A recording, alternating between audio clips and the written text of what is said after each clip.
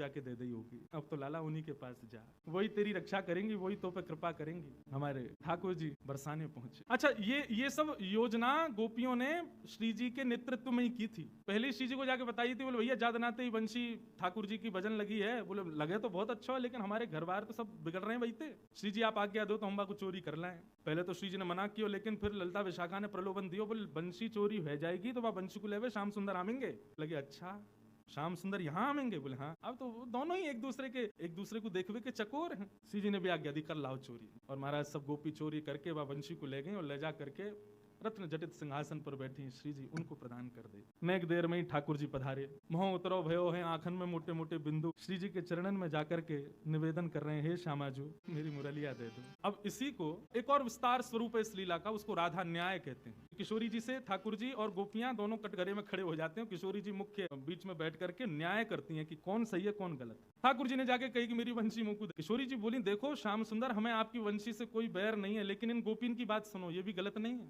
सब गोपियों ने बताया, बोले जब ये वंशी बजा में हमारे घर में ऐसा ऐसा रह जाए, कोई पानी भरती रह जाए, कोई भोजन बनाती रह जाए, कोई सोती रह जाए, कोई मुस्कुराती रह जाए, कोई रोती रह जाए, ऐसी स्थिति या वंशी तो होगी, तो कैसे चलेंगे काम? अब आप या को कोई निधान बताओ। ठाकुर जी बोले निधान का बताऊं, मैं वंशी पे आपको ही नाम गाऊं, मैं कोई साधारण वंशी तो बजाऊं ना।